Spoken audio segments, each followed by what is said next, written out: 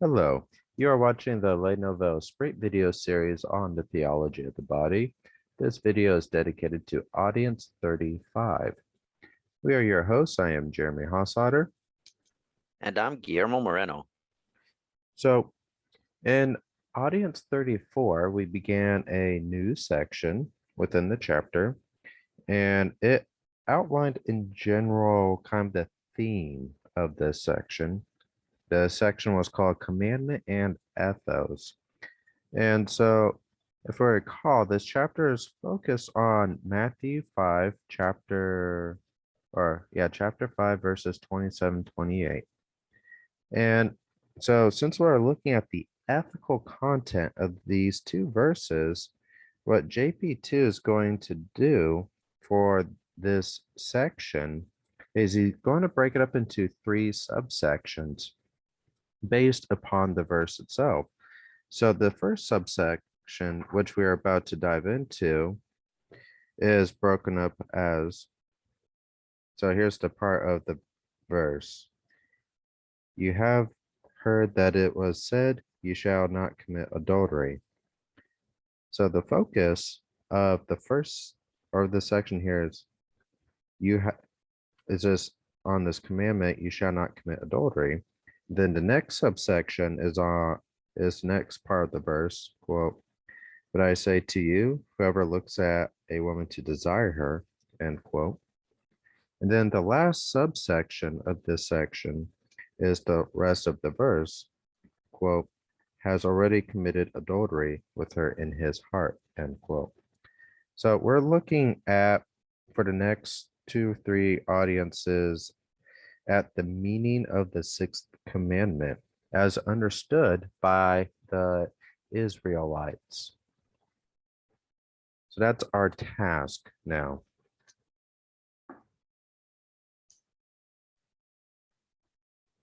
So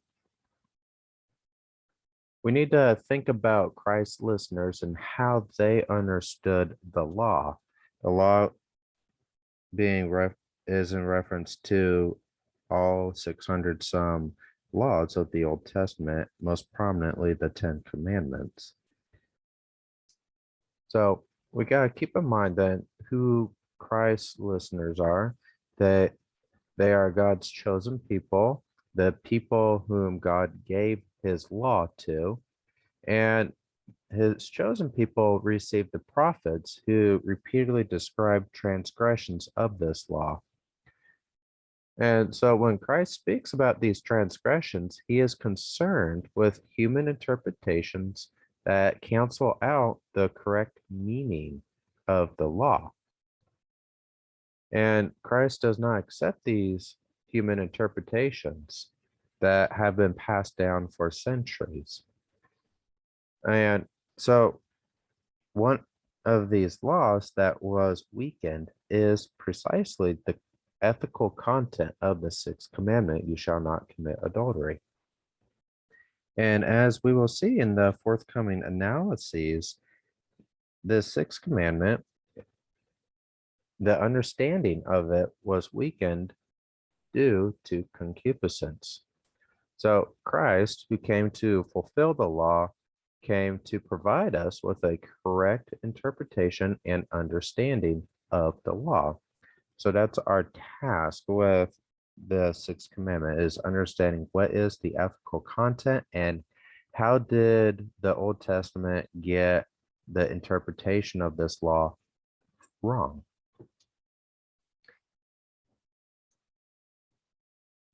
So we begin with kind of a history of the law and how it was deviated. So we have a casuistic interpretation of the law. Casuistry is referring to the, quote, the resolving of moral problems by the application of theoretical rules to particular instances, end quote. That's a definition from the Oxford Dictionary. So essentially, we have this rule, the sixth commandment, you shall not commit adultery. And now the question is what is that supposed to look like? how are we to interpret it? And for the Jews and the Israelites, you have 600 some laws that are scattered across Leviticus, Numbers, Deuteronomy. And so the question is, how do we interpret this commandment in light of the laws of the Old Covenant?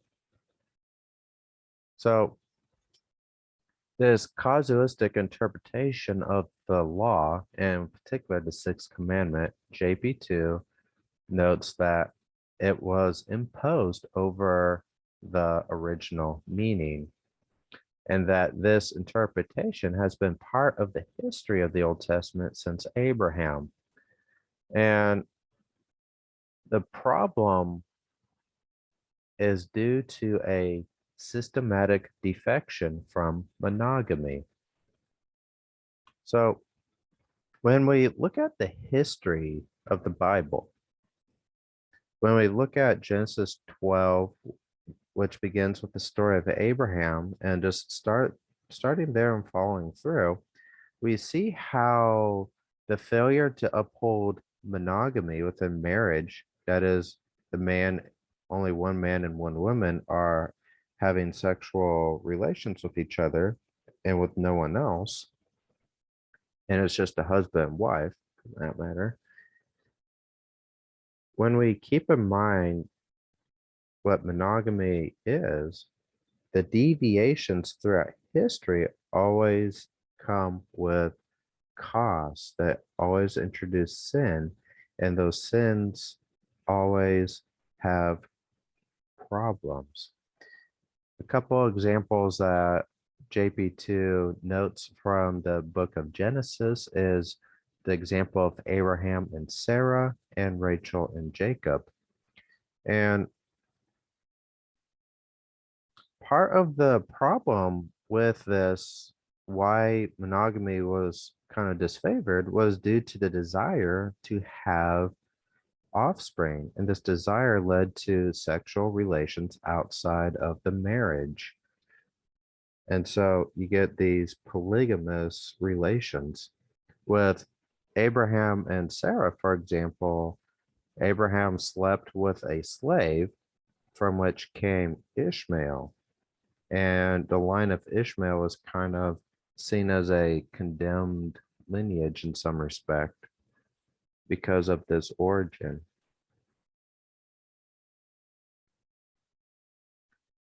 And another thing we can point out is that this desire for offspring was not just part of men, but also women. Because we have the example of Sarah, who took Ishmael and pushed the child through her knees so as to be also giving birth to make the child her own. It sounds kind of silly today, but there was a strong drive towards both, or from both men and women, to have more children and have them as their own. And if you are a wife and your husband's sleeping with someone else, you really want to have that child for your own. Sarah was kind of driven by the fact that she was barren, and both were not listening to God when he said that they would give birth, that Sarah would give birth, even though she was old and barren. Now, the examples of Abraham and Jacob is important because the patriarchs have the highest authority within the Old Testament, because it was with them that the covenant and promises of God were associated and tied to.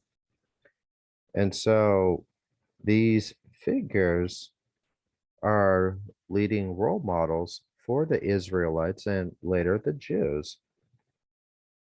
And so their examples in some way is a green light for having sexual relations that are not monogamous but polygamous.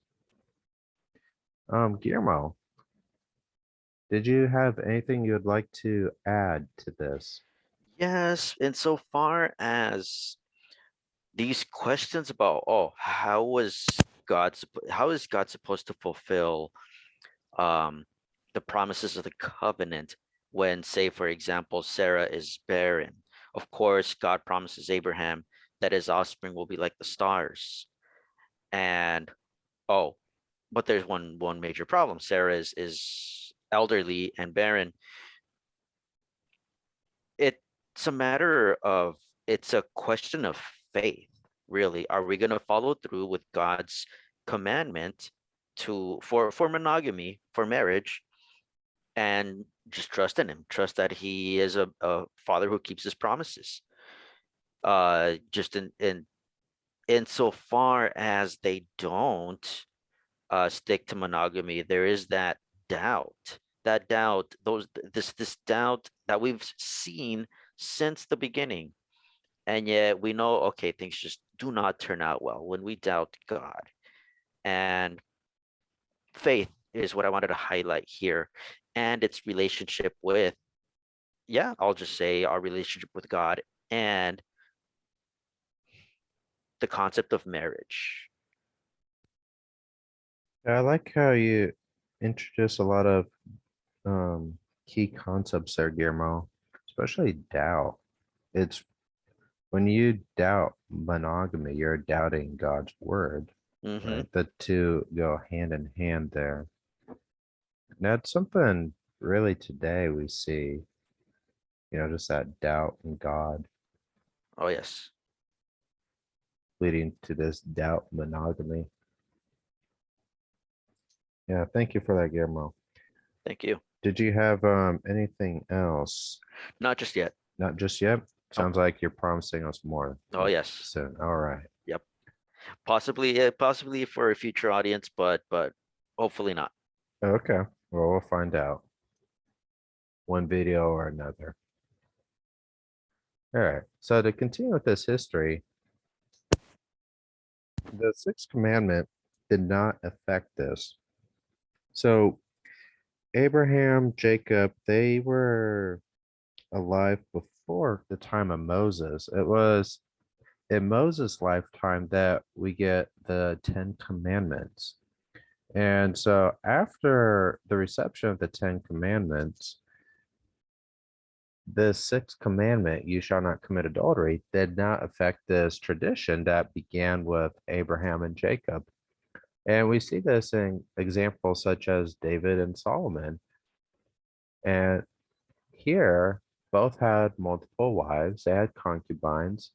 And we can see that the polygamy that both practiced was really due to reasons of concupiscence. In the case of David and Bathsheba, David commits adultery by literally taking Bathsheba as his wife while her husband was alive, and he had her husband get murdered. So it's really a terrible case of just what concupiscence can do to a man. And similarly with Solomon, through polygamy, Solomon went from being a devout follower of God to worshiping other gods, to become an idolater.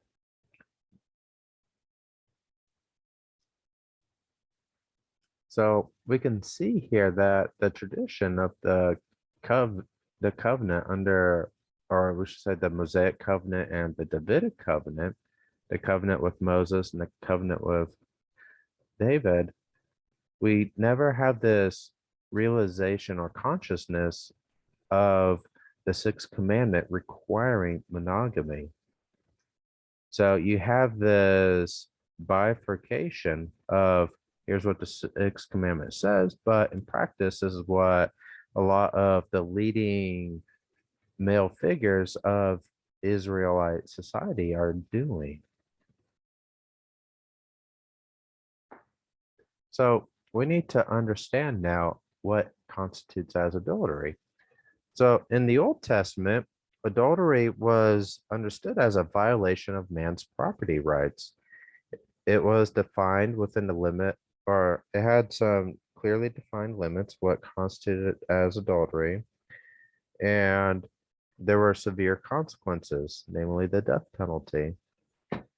And so we also see that polygamy was accepted in various ways within the legislative law itself, because you have these laws describing the relationships between man and wives, concubines, and sexual relations with slaves.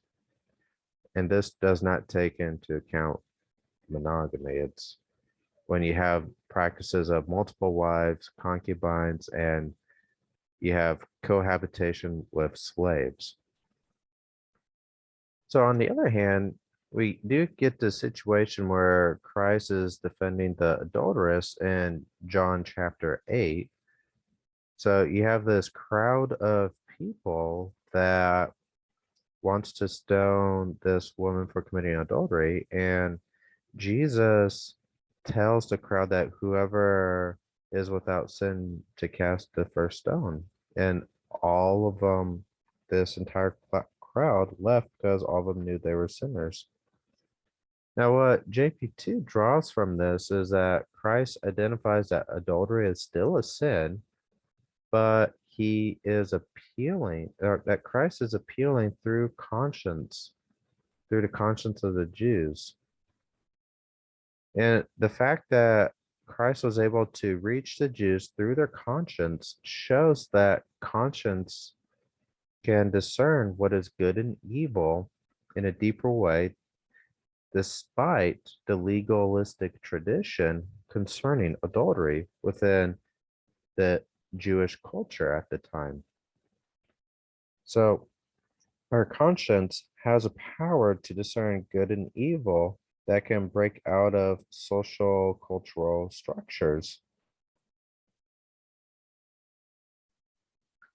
So in general, JP2 concludes that the history of the Old Covenant unfolded in a manner that is outside of the true interpretation of the Sixth Commandment, and that Christ wants to correct this distortion.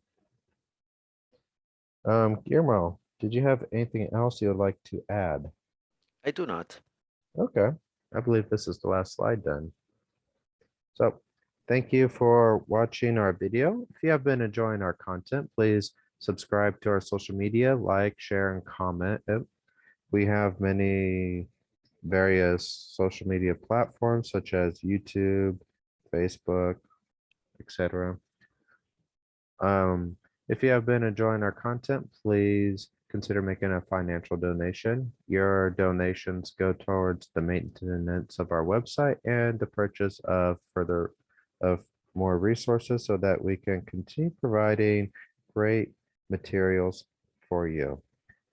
Speaking of great materials, we have many articles on our website that are free for everyone to read, and also a podcast. Guillermo, do you have more information about our podcast? Yes, in our other podcast series, we talk about other topics. We talk about a variety of topics, including trends in culture and politics, always addressing them from a Catholic personalist perspective. And we upload our episodes onto buzzsprout.com. You can find our page that includes all of our podcast episodes on the Nouvel Esprit website. It'll take you right to the Buzzsprout page. You could listen to us directly there, or you can use Buzzsprout to locate us in other major platforms, including Apple Podcasts, Google Podcasts, and Spotify. To just kind of re-emphasize, you can find all of our social media at lenovelesprit.com/subscribe. All of our social media information is there. Our PayPal and Patreon links are there, and all of our podcast distribution websites are also there. So check them out. Guillermo, do you have any other things to add before we wrap up? Yes, I would just like to ask all of our viewers and listeners to keep us and our mission in your prayers. Yes, thank you for that. Please pray for us. And with that, we're gonna say goodbye now. Bye, everyone. God bless.